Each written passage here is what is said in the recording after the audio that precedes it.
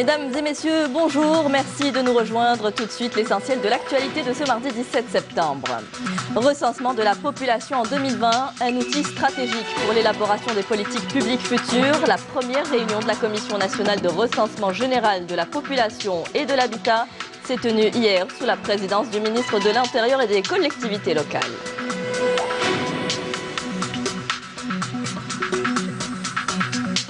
La police de l'urbanisme et de la protection de l'environnement, la connaissez-vous? Peu de citoyens y ont recours et pourtant, elle est censée punir les infractions qui menacent l'environnement. Cependant, son champ d'action reste très limité. Nous le découvrirons dans le reportage de notre édition. Adopter un nouveau système pyramidal de compétition, c'est le principal objectif de la FAF réunie aujourd'hui en Assemblée Générale à Sidi Moussa. Nous ferons le point avec notre journaliste sport sur place, Hakim Keshroud. Enfin, plongée sous-marine à Djidjel, nous irons découvrir la richesse de nos fonds marins. 23 binômes ont plongé dans le cadre de la 7e édition du concours international de la photo sous-marine et du court-métrage.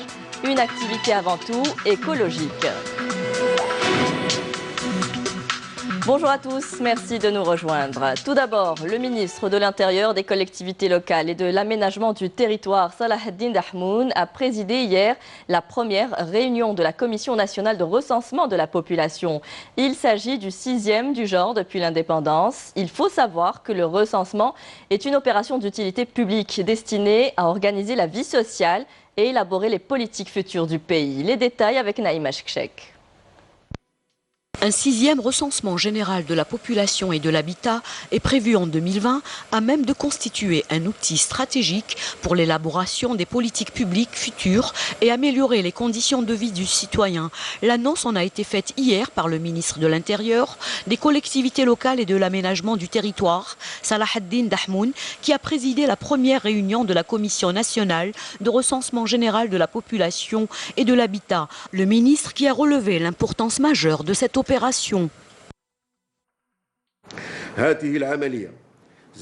En plus qu'elle vise à établir une évaluation quantitative et effective du niveau de développement économique et social réalisé depuis un certain temps, cette opération de recensement permettra d'évaluer également la situation démographique qui permettra de recueillir les besoins des citoyens, mais aussi de déterminer les défaillances qui seront aplanies selon un programme économique répondant aux différentes revendications sociales et valorisant les potentialités régionales.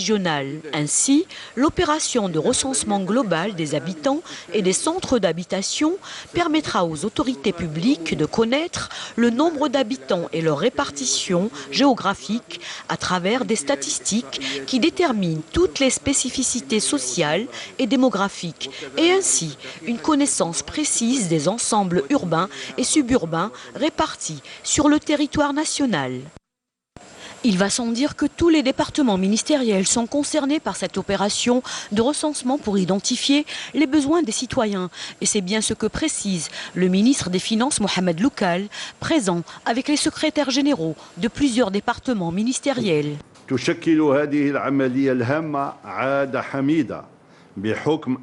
Cette importante opération est une pratique louable. Elle intervient pour la 6e fois depuis l'indépendance de notre pays. J'insiste sur le caractère essentiel de cette opération, vu qu'elle constitue un instrument pour faciliter la décision sous toutes ses formes par rapport aux autorités publiques. Les résultats du recensement serviront la planification et les différents programmes de développement à l'échelle nationale et locale. وإقامة مختلف البرامج التنموية على مستوى الوطني والمحلي. Le ministre de l'Intérieur a exhorté les membres de la commission qui regroupe 14 secteurs ministériels à engager une réflexion sur la modernisation de l'opération à travers l'utilisation des nouvelles technologies et l'exploitation de la base de données disponible au niveau de tous les secteurs. La crise politique qui prévaut dans le pays reste la préoccupation majeure des citoyens aujourd'hui. Nous leur avons tendu le micro pour recueillir leurs impressions. Beaucoup saluent l'initiative de la création de l'autorité nationale indépendante en charge des élections. On les écoute. الخطاب بعد ما جهز الأدوات اللازمة أداة الهيئة المستقلة أو السلطة المستقلة لتنظيم الانتخابات ومراقبتها وإلى آخره، وتعديل النظام الانتخابي من خلال القانون. هذه أدوات. فلو تكلم قبل هذا الشيء وقال لابد من انتخابات رئاسية ويجب أن نفعل كذا ويجب أن نفعل كذا ويجب أن نفعل كذا، يبقى كلام نظري. لكن اليوم جينا في العملي. احنا نتمناو انه تكون هذه بادرة خير على الاقل باش نخرجوا من هذه المرحلة، باش من بعد يكون عندنا الوقت ويكون عندنا يعني حتى الآليات ونكون في اطار دستوري اطار قانوني باش يعني نحققوا المطالب هذه تاع الحراك والمطالب الشعبوية، لانه ما تجيش بين ليلة ونهار. هذه عمل تاع مدة طويلة، وراهي يعني هذا العمل لازم يؤسس له من الآن، نأسوا له من الآن يعني، والنتائج تاعو راح تكون بعد سنوات، وحنا نتمناو غير الخير للبلاد. وهذا ما يهم يعني المواطن الجزائري من اجل استقرار البلاد، ويعني انتخابات في موعدها، وتعيين يعني انتخاب رئيس جمهورية وحكومة مستقرة تقوم بأدائها طبقا للقواعد الدستورية المجرة والمعمول بها. احنا نتمن هذا الخطاب لرئيس الدولة، خطاب كان في المستوى. الشيء المتفق عليه هو الانتخابات، ما كانش حل واحد آخر. كل يتفقون على الانتخاب كوسيلة للوصول إلى السلطة بطريقة نظيفة، لأن هذا المسار هو مسار ديمقراطي حقيقي إن شاء الله. والشيء الذي قام به الجيش الشعبي الوطني بقيادة القائد صالح ما هو إلا دليل على الديمقراطية وعلى النزاهة في العمل. نتمن خطاب رئيس الدولة أمس باستدعاء الهيئة الناخبة لإجراء الانتخابات الرئيسية يوم 12 ديسمبر إن شاء الله.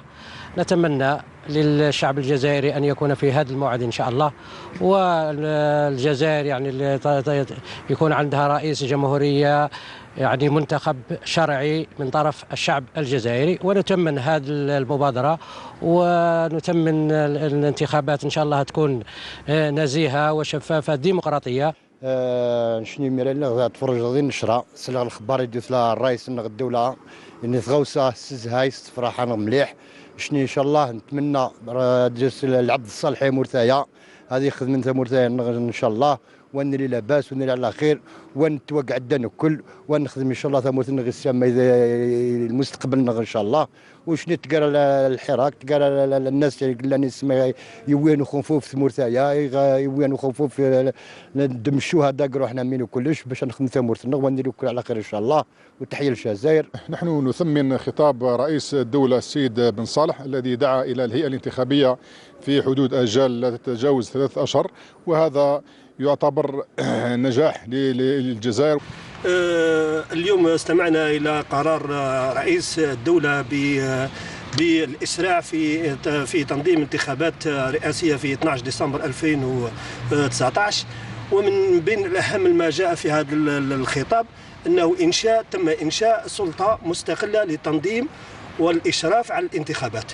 هذا أهم مطلب كان يطالب به الشعب من سنين، والشعب هو يطالب بأن الانتخابات تكون بمعزل عن الإدارة، بمعزل عن وزارة الداخلية. الآن هذا المطلب تحقق، وإنشاء سلطة مستقلة لتنظيم وتسيير والإشراف على الانتخابات. هذه الخطوات قد تصلنا إلى وضع النتائج المرجوة يعني، أو حتى قضية ما طلعنا على قضية تعديلات في القوانين الانتخابات، يعني تعديلات تعكس مدى جدية القائمين على النظام الحالي على أنهم يعطوا رغبة للشعب، وهذه مطالب الشعب، لأن الشعب يبقى هو السلطة التي تعكس كل ما النتائج اللي تكون.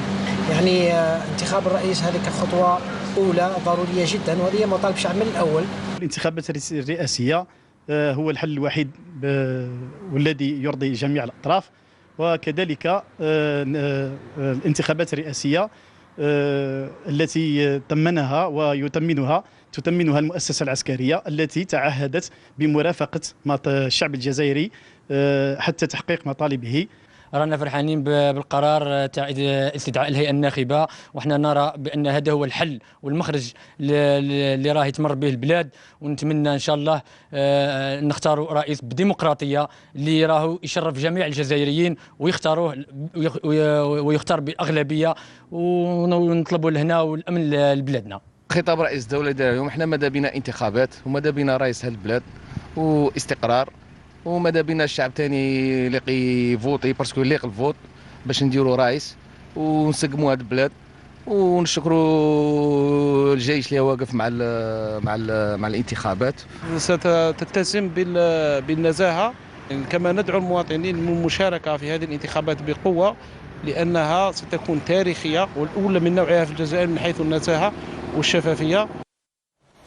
Des représentants des notables de Metlili Chamba se sont également exprimés sur la question. Ils soutiennent la décision de l'organisation des élections présidentielles et disent apporter leur soutien à l'institution militaire. On les écoute. فالوطن اليوم إخواني بحاجة إلى جميع أبنائه على اختلاف انتماءاتهم وتوجهاتهم، فالواجب يدعونا إلى الوقوف مع وطننا للخروج به إلى بر الأمان، ولا يتأتى ذلك إلا بالانتخابات الرئاسية في أقرب وقت ممكن. نحن أبناء متليل الشعانبة نقف قلبا وقالبا وراء مؤسستنا العسكرية، ونتمن عاليا الجهود التي تقوم بها وجميع الأسلاك الأمنية. Dans le cadre de leur mission de service public, les médias audiovisuels sont appelés à réserver un créneau à l'information juridique à travers des émissions pertinentes, en s'appuyant notamment sur le journal officiel, les délibérations des deux chambres du Parlement, les différentes lois promulguées ou à l'examen, ainsi que les textes d'application, rappelle l'ARAV, l'autorité de régulation audiovisuelle, dans un communiqué. L'ARAV qui appelle les médias audiovisuels à accorder tout l'intérêt nécessaire à ces deux lois et à l'information juridique qui est à même de contribuer à la consécration de l'état de droit qui repose essentiellement sur la connaissance par le citoyen de ses droits et de ses devoirs. Je vous en parlais en titre, la police de l'urbanisme et de la protection de l'environnement. Un organe pas très connu par de nombreux citoyens et pourtant, son rôle est de punir les infractions qui menacent les ressources naturelles. Si son action est louable, il reste cependant que cette police de l'environnement possède très peu de moyens coercitifs et se limite donc à signaler ou à rappeler à l'ordre les contrevenants. Bouchaboy, reportage. Ces agents de l'ordre font partie des 570 brigades de la PUP, la police de l'urbanisme et de la protection de l'environnement. Ils veillent à ce que les employés des travaux publics et d'Asroute procèdent au curage des avaloirs. Notre opération de curage des avaloirs, on a commencé le mois de juillet. Et maintenant, c'est quotidiennement. Chaque jour, on fait après la pluie. La matinée, je fais le contrôle sur le terrain. Si je trouve qu'il y a des avaloirs qui sont déjà bouchés, on prend le contact avec les services Azroute et les travaux publics pour nettoyer. Nous intervenons au niveau des points noirs suite à l'appel de la police de l'environnement pour nettoyer les avaloirs. Même si nous effectuons régulièrement ce type d'opération, la police peut nous demander d'intervenir si elle constate certains problèmes. Lutter contre le non-respect de l'urbanisme et les atteintes à l'environnement, c'est la mission de la PUP, dont la plupart ignorent l'existence, qui remonte pourtant aux années 80. À ma connaissance, elle n'existe pas. En matière d'urbanisme, cette police est chargée de veiller au respect, à ce que toutes les formes de construction soient autorisées par des autorisations de construire, et également de signaler tout manquement à cette réglementation, notamment de signaler toute forme de construction illicite. Axée davantage sur l'urbanisme, ce n'est que dans les années 2000 que la PUP a commencé à concentrer ses efforts sur l'environnement. Aujourd'hui, cette police compte pas moins de 2600 agents qui veillent au grain. En matière d'environnement, nous avons enregistré 12 600 cas d'infraction à l'environnement. Je vous cite quelques rubriques concernant le domaine d'intervention en matière d'environnement, en matière de signalement de déchets, d'atteinte au littoral, de la salubrité et de la santé publique, des eaux, des forêts et des espaces verts aussi. La police de l'urbanisme et de la protection de l'environnement travaille par ailleurs en étroite collaboration avec les services d'hygiène des communes. Il y a des plaintes de voisinage, il y a des plaintes de dépôt de gravats quelque part, d'atteinte à l'environnement. Et en général, on fait une sortie avec les services de la police d'urbanisme pour verbaliser dans un premier temps. régler l'histoire de manière pacifique ou alors carrément passer à la mise en demeure s'il le faut. Mais c'est très rare. Le citoyen peut aussi appeler le 1548 et demander à la PUP d'intervenir en cas de problème de voisinage, lié bien entendu à son domaine d'intervention.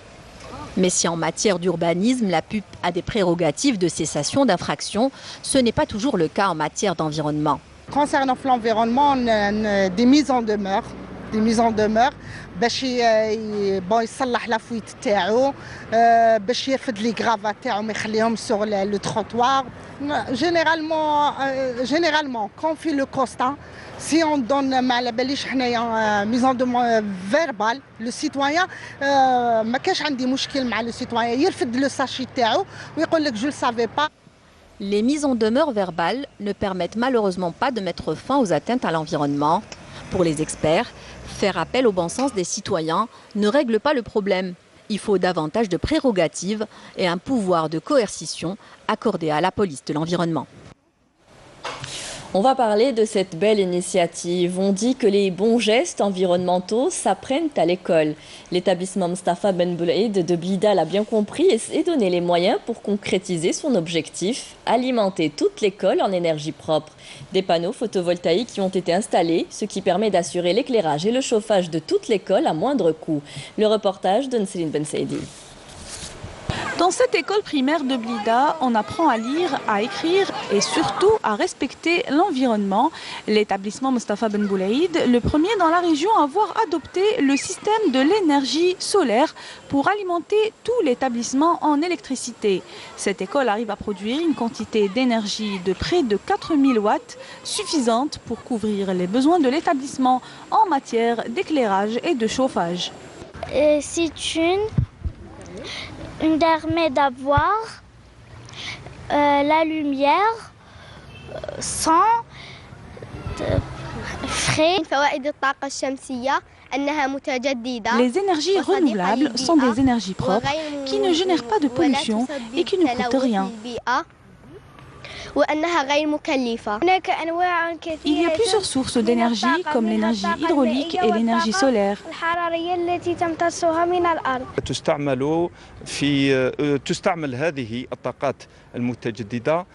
Nous arrivons à alimenter l'établissement grâce aux panneaux photovoltaïques. Cela nous permet de réduire la facture de la consommation électrique. Ça nous permet aussi d'avoir une énergie propre et aussi ça va permettre d'inculquer aux enfants la culture du respect de l'environnement et celle des énergies propres.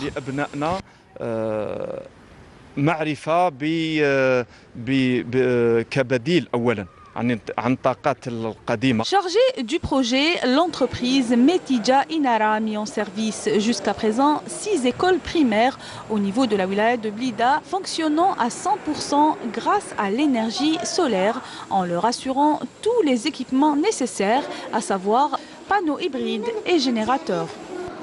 Donc, le wali de la wilaya, donc il a procédé à élargir cette opération, commençant par les établissements de zone rurale, donc à savoir Souhan, Adjbabra, Mftah, Hammam El-Wali, Bougara, Ain Ramana, Bni Chgra, donc les localités un petit peu, c'est-à-dire rurales. Donc on a pris en charge toutes ces zones.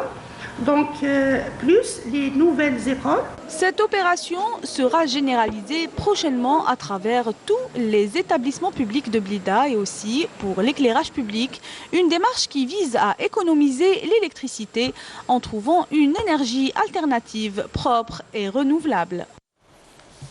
Dans l'actualité internationale, les présidentielles en Tunisie, vers un duel entre candidats hors normes au deuxième tour. Kaïs Saïd, un universitaire de 61 ans sans parti ni structure, entré en toute discrétion sur la scène politique, recueille 18,9% des voix d'après les chiffres de l'instance électorale, portant sur 2/3 des suffrages. Il devance l'homme d'affaires emprisonné Nabil Karoui, qui recueille 15,5% des suffrages devant le candidat Nahda Abdel Fattah Mouro. Les partis vont désormais être placés face au défi de préparer simultanément les législatives du 6 octobre et le second tour de la présidentielle qui devrait se tenir d'ici le 23 octobre prochain. Au Proche-Orient, incursion de l'armée israélienne dans le village de Tiba, dans la ville de Jenin ce mardi. Les forces de l'occupation israélienne ont bombardé les citoyens palestiniens au gaz lacrymogène. On compte plusieurs blessés. 140 détenus ont par ailleurs annoncé une grève de la faim pour protester contre leurs conditions de détention. Sur le plan politique, les Israéliens décideront aujourd'hui du sort du Premier ministre de l'occupation israélienne Benjamin Netanyahou lors des législatives. Ce dernier avait affirmé que s'il était réélu, il procéderait à l'annexion d'un pan stratégique de Cisjordanie occupée en cas de victoire. Cette promesse a été fustigée par les Palestiniens, y voyant la fin de tout processus de paix. L'Organisation de coopération islamique a exprimé dimanche son rejet total de cette décision à l'issue d'une réunion d'urgence à Jeddah. La Turquie, la Russie et l'Iran, principaux acteurs internationaux dans le conflit en Syrie, se sont engagés hier à éviter une nouvelle détérioration de la situation humanitaire dans le bastion rebelle d'Idlib et d'y protéger la population civile. Ces promesses ont figuré dans un communiqué conjoint publié à l'issue d'un sommet à Ankara qui a réuni les présidents turcs Recep Tayyip Erdogan, russe Vladimir Poutine et iranien Hassan Rouhani. La Cour suprême du Royaume-Uni examine à partir d'aujourd'hui le bien fondé de la suspension controversée du Parlement voulue par le Premier ministre Boris Johnson et vivement critiquée par ses opposants comme une manœuvre visant à imposer un Brexit sans accord.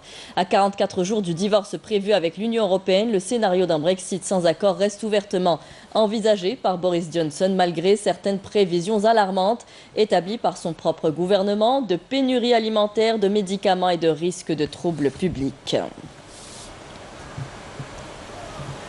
On revient en Algérie pour parler sport cette fois-ci. La Fédération algérienne de football tient depuis ce matin au Centre technique national de Sidi Moussa une assemblée générale ordinaire tenue en session extraordinaire avec un point unique inscrit à l'ordre du jour, l'adoption d'un nouveau système pyramidal de compétition. À l'issue de la cérémonie, 3 arbitres algériens de football ont été honorés. Il s'agit de Ghorba Mustafa, Cheli Abdelhaq et de Goureri Moukran.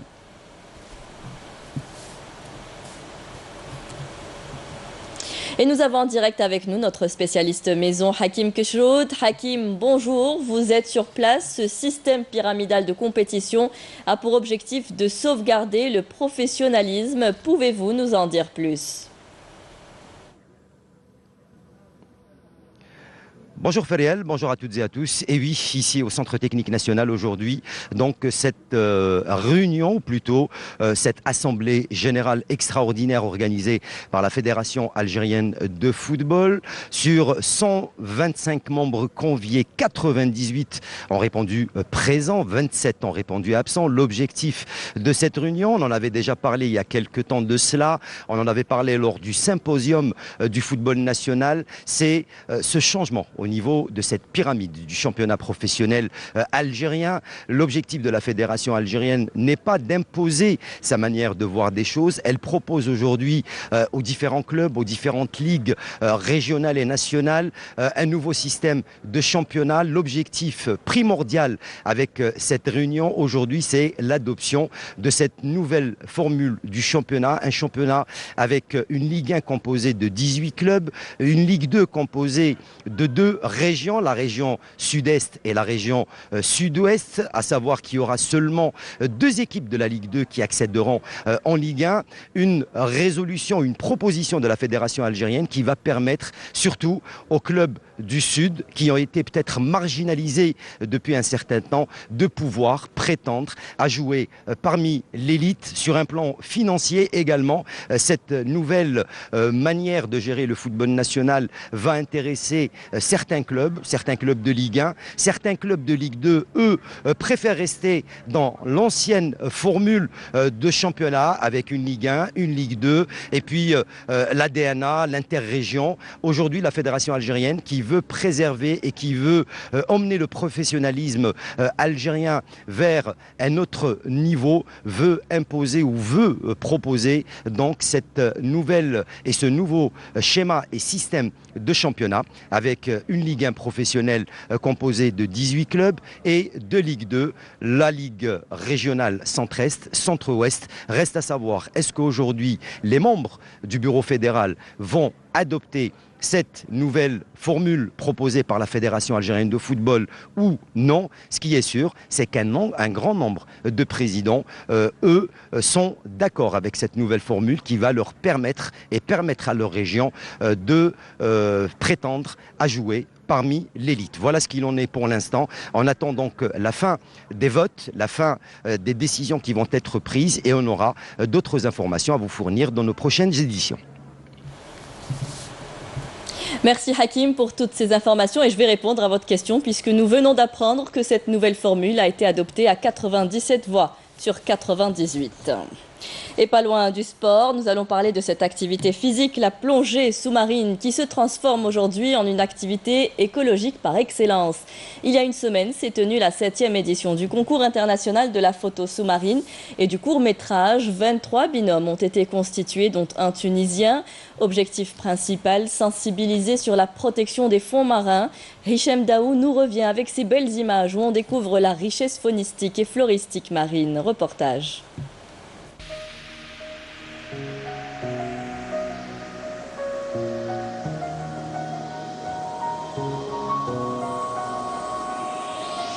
Plus de 23 binômes de plongeurs sont venus armés de leurs appareils photo contempler les merveilles des fonds marins de la corniche gigilienne dans le cadre de la 7e édition du concours international de la photo sous-marine et du court-métrage.